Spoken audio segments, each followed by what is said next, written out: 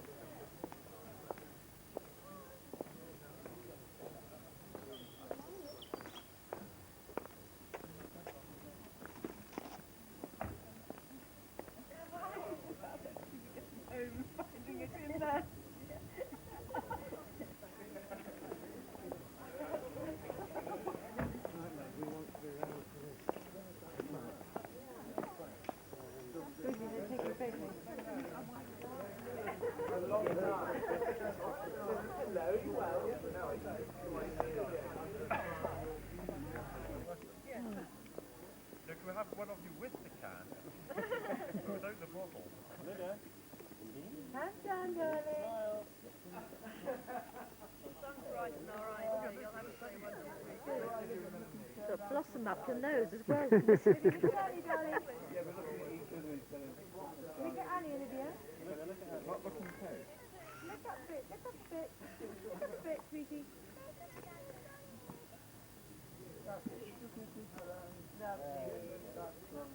Smiling in. Go. Smiling. Good. One more. Back. That's great. Lovely photos. That's lovely.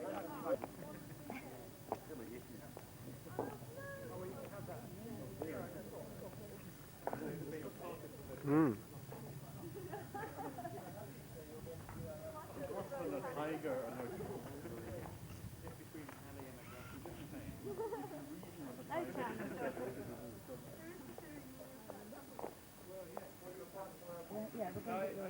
Olivia, off we go with it.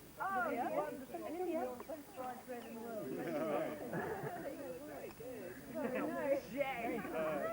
Unfortunately not, is what you're trying to say, yeah. Yeah, that's exactly what I meant. Yes, well, we've often thought about it after 16 fights.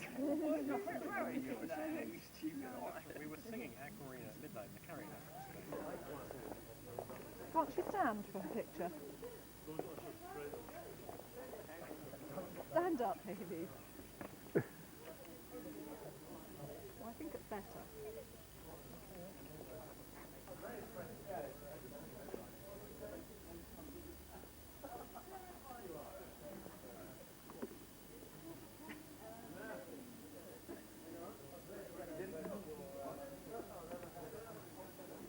No faces, please, Haley. I want a nice smile, please. Smile.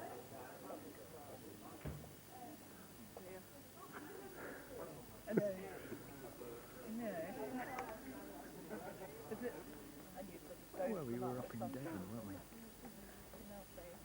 We were up in. We'd been down in. You've been down to see. Devon the week before. That's right. Then you went back And we went again. up to. And then one of the Liverpool girls or was ill. something. Yeah. I can't remember. It was such It was, that week was it such a Cone. haze. Was it Cone or Caroline? I don't know. But we'd been up to Devon.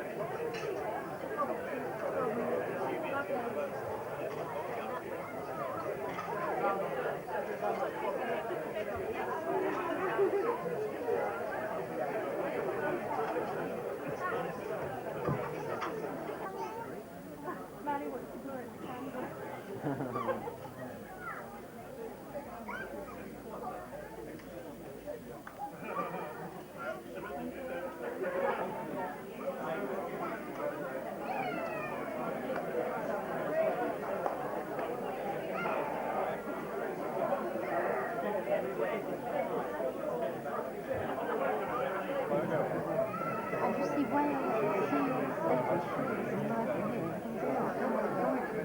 You've got mountains with snow on all round.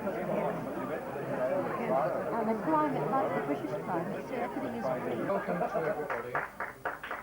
Welcome Iain and Ali and Sinclair Smith. A special welcome to Iain's parents, Becky and Roy, and their families, who are here with us today. To Anne's parents and my family, or her family, I'm sorry. To my mother, my brothers, and my own family. To bridesmaids, ushers, page boy, and to all friends, for us all to remember. Before I tell you more, we've got some prizes. I'm going to ask Angus, my son, if he'll present them. To the two people who travelled the furthest, that's thousands and thousands of miles to be with us today, Paul Gosling from Malaysia and Dave Hodgson from South Africa, for the best looking man. But this was dropped as there were too many good looking candidates. The committee were also unable to agree which was the best looking bridesmaid. But there was a competition for the most stunning outfit for today. There's one or two runners-up. That's the outstanding champion, I was the judge.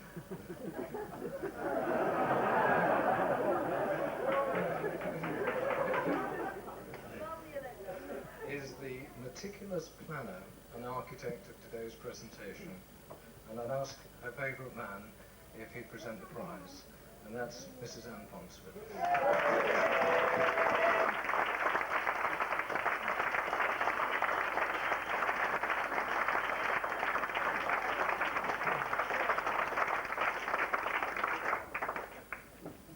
A special welcome as well for my new son. Until yesterday, I felt that he was flawless.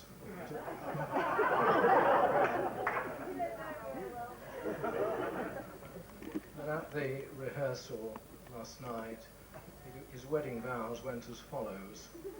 I take thee, Alison, for better, for richer, and in good health.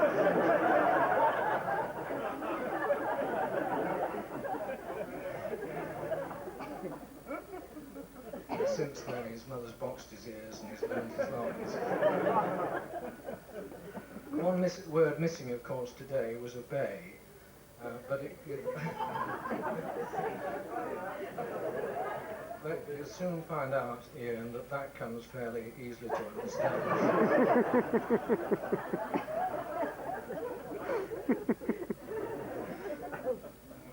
Ali, of course, has desperately been learning how to be a good wife.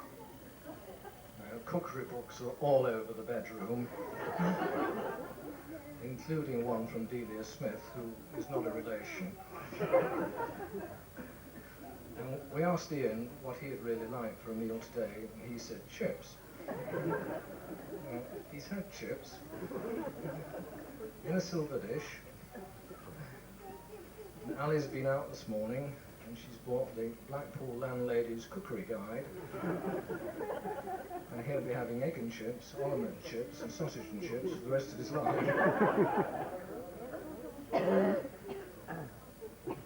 In spite of all these reservations, I'm delighted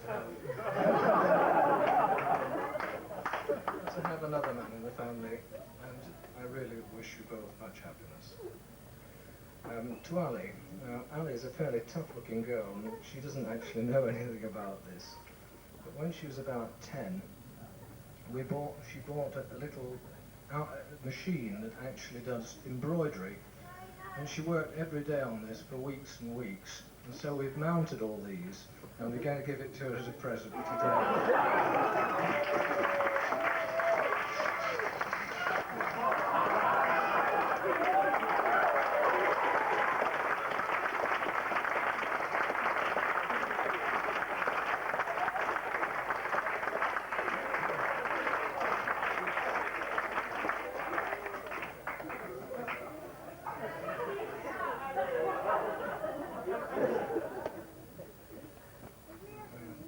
Well, she has actually going to learn the thankless job of being a wife. And after your training at home, we know you're not going to have any problems. You've worked very hard, Ali. We're very proud of you. And again, I wish you both much happiness. And by the way, all the good points of Ali come from the mother's side of the family.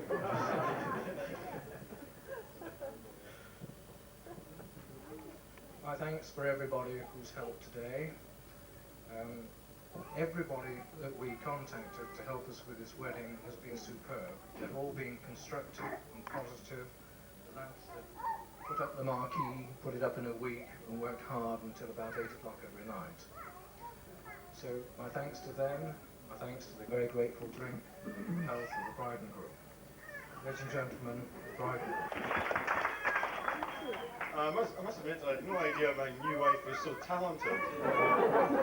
Fabulous display.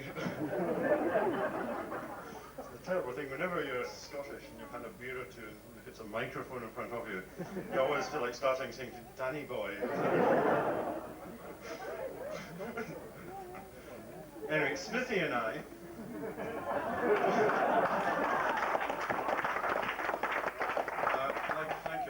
for coming to the wedding. Some of you obviously from a very long distance. It's certainly been the most enjoyable day of my life.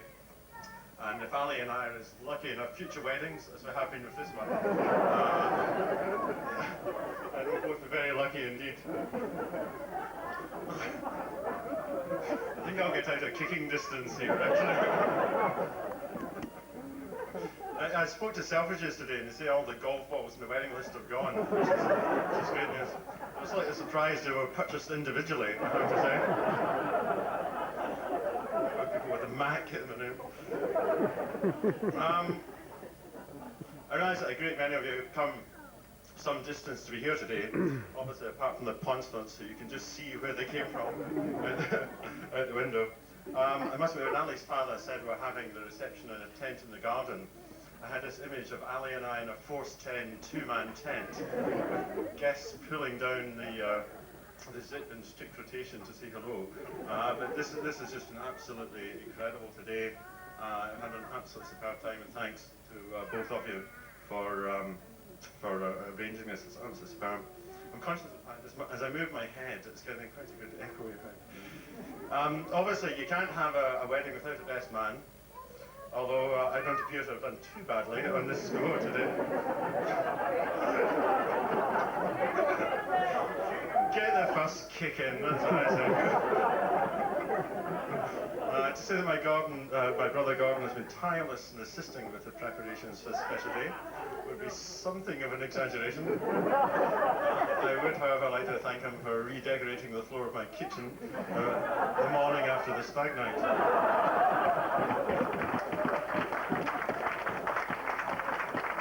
At least my brother Robert had the presence of mind to grab a saucepan.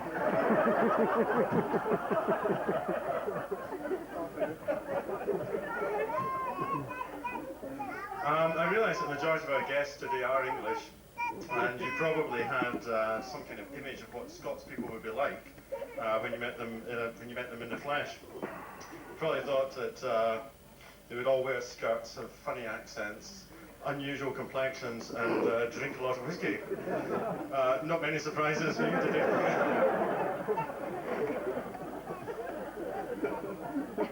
I'd like to thank Ali's parents for a number of things. Firstly, for having Ali in the first place. Secondly, for teaching her DIY, which has proved absolutely invaluable around the house. And thirdly, for just arranging a superb reception. The only other times I've eaten and drunk this well, I've had to charge it to a client.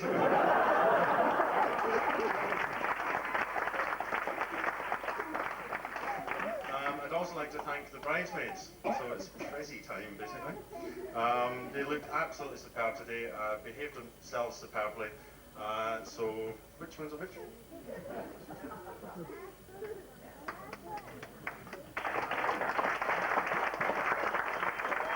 I don't know what possessed her to accept what must have been one of the worst offers she's ever received, but I'm very, very glad that she did. I've got one last word for my brother as he shuffles the sheets of his speech nervously. Sheet of your speech, sorry, I didn't actually go into all that trouble. I've still got the pictures of you and that elk, and the BME would not be impressed. You've got to ask yourself, do you feel lucky? Anyway, if we could raise our glasses and toast the bridesmaids. just like to thank Iain for these kind threats. I should perhaps introduce myself with the less astute or the less observant amongst you as being Iain's identical twin brother. My remit in this speech is clear and twofold. Firstly, I have to abuse systematically my brother with a series of humiliating and embarrassing accounts from his past life. And secondly, I have to thank him on behalf of the bridesmaids for his presence and kind words, of course. Now, being a twin is a rather odd thing, being an identical twin in particular. Several things always happen to you as a twin. One of the most frequent things is of people saying to you things along the lines of, you must have had a lot of fun as a child, swapping your identities as a practical joke. And I can honestly put my hand on my heart and say that we have never ever done this. Until today.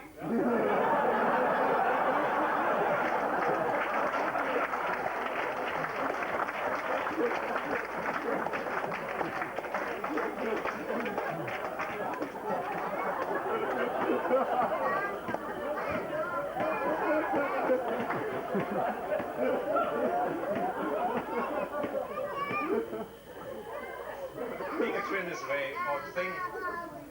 I can imagine there are many people here who can say that they spent 9 months in a confined, dark space, in a fluid-filled sack, drinking somebody else's urine.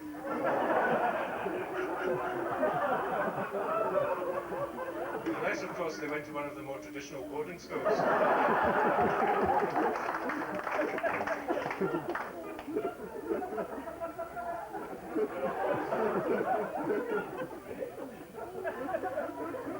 You might imagine that being a twin is an ideal situation for providing these damaging stories to which I alluded earlier. However, there is a problem. Certainly between up to the age of 12 or 13, Iain and I spent every waking moment together, sadly. In the awkward ages of adolescence, we tried to avoid each other for sound reasons which I won't go into. And then at about the age of 17, we went our separate ways to different universities, very wisely. And in fact, over the last 10 years or so, most of you here will have spent more time in the company of my twin brother than I have. When I saw him for the first time yesterday again, I hardly recognised him.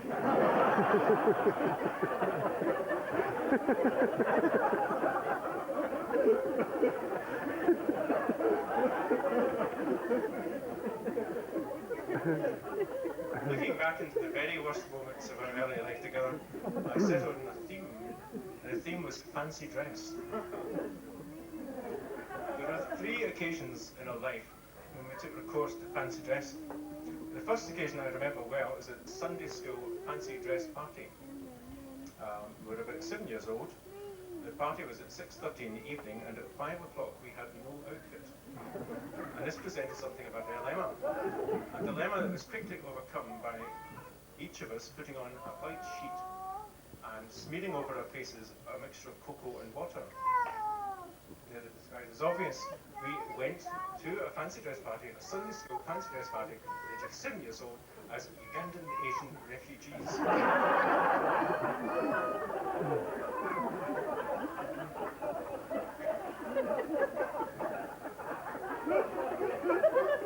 As my brief description of the outfit probably made clear, it wasn't immediately apparent what we were supposed to be.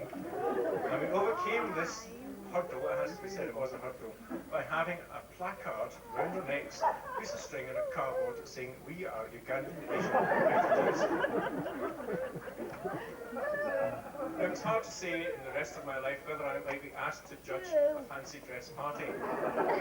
However, if I am asked to do so, I will always see it as a sinister sign that a person in a particular outfit has to have an explanatory legend around their neck explaining what they're supposed to be. But it's part of the optimism, the wonderful optimism of being 7.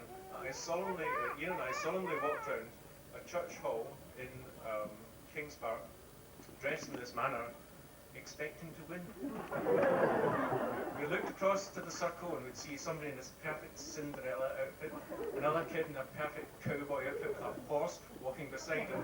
We thought that in a sheet with cocoa over our faces, we were in with a good chance. We were unsuccessful in the swimming club fancy dress party. To this day, I can still visualise Iain walking around the swimming pool in his cricket whites with a dustpan and brush in each hand, with an explanatory pack of words in it. Lily and Thompson looking for their ashes.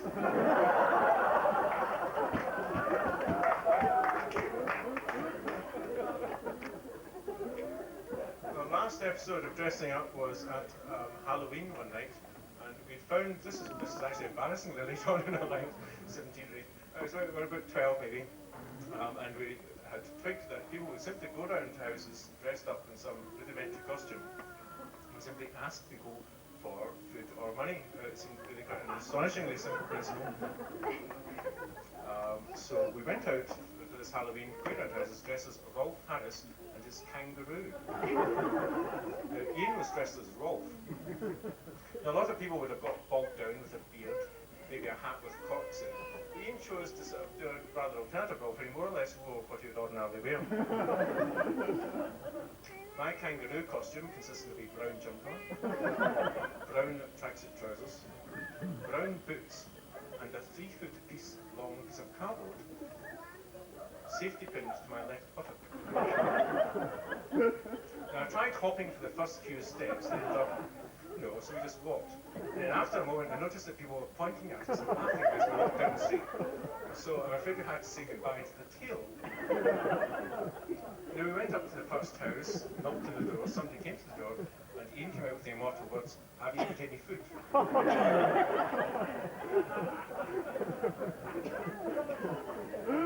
Fear has lived with me to this very day. And interesting enough, in the last few months, I heard Iain voice exactly the same fear. Did they know we were supposed to be dressed up?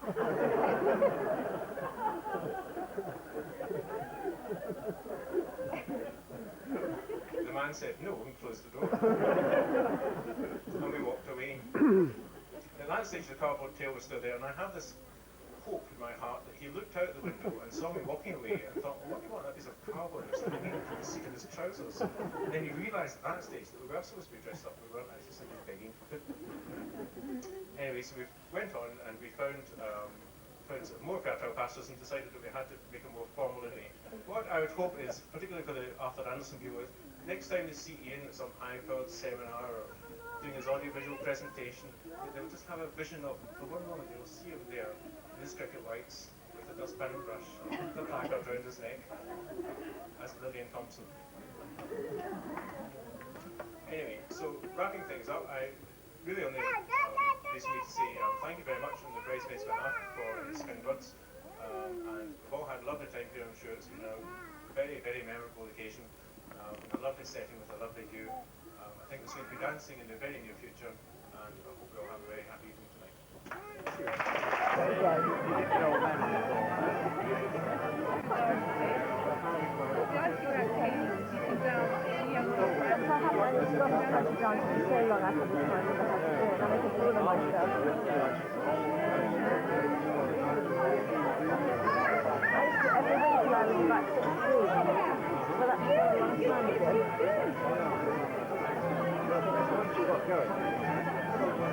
I can remember steps and things, but I can't remember which step goes to which job. I know the Strathspey Slayer, and I know they do the Willow and all those things. You could end up doing the wrong job. Too much. Don't leave your feet. Yes, it was. It was lovely. Very good. I was worried that there wouldn't be enough that it was sort of cold meat salad type of thing. It was delicious. It was delicious.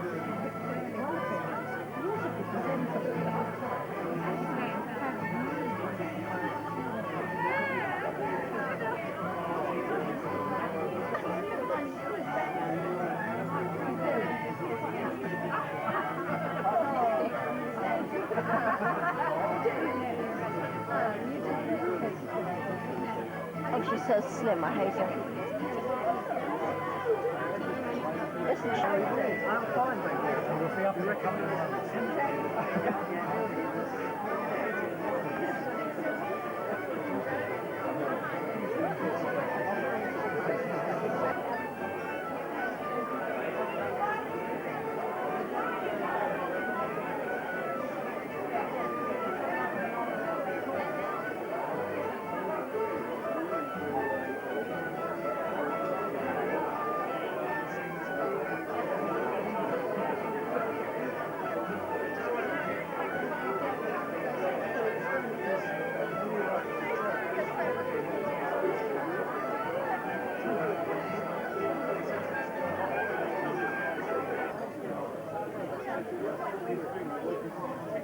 This would be a wonderful spot for the house, wouldn't it?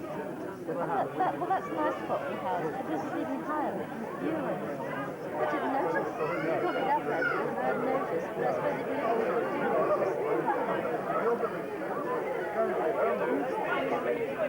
It's not like living in the Alps, but it's a similar sort of thing that just give up. It's nothing but trees and hills. You think it's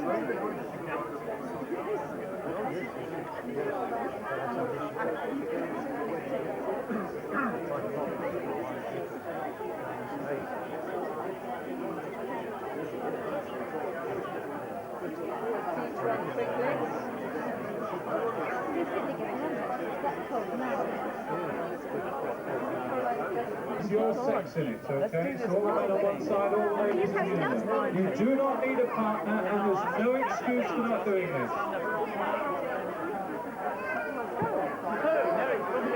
You can sit down when you finish this one and not dancing it.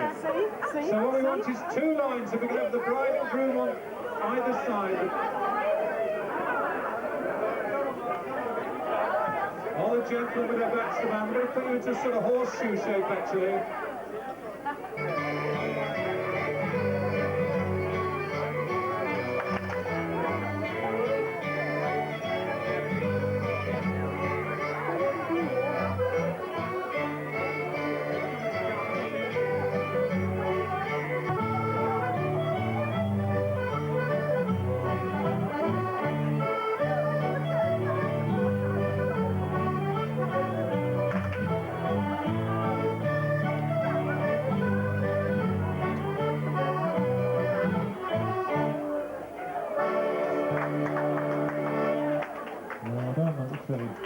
Canadian bar dance. If we do a little dance called the Bridge of Athlone now.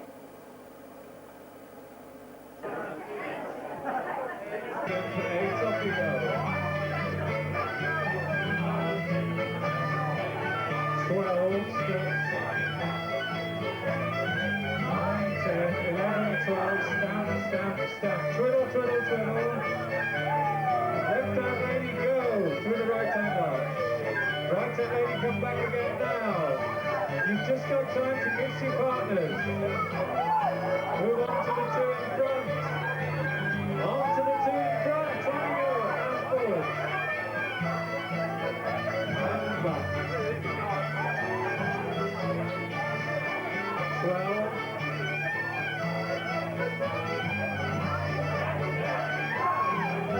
Twiddle, twiddle, twiddle.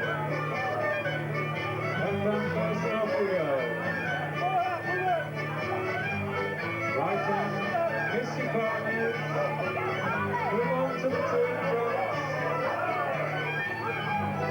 Off we go.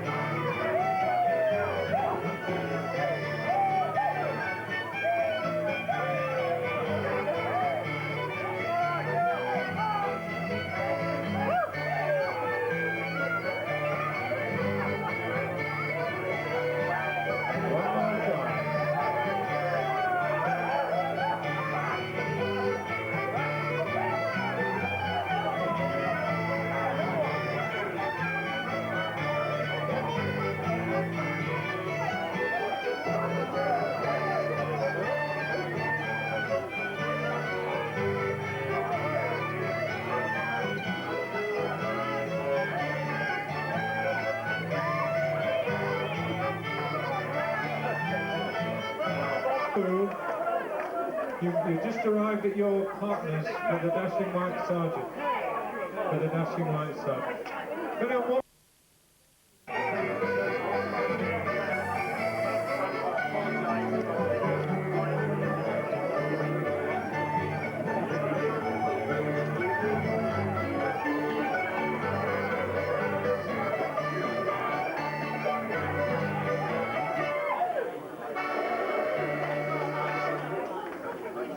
Ladies and gentlemen, it's now time for the Strip the Willow.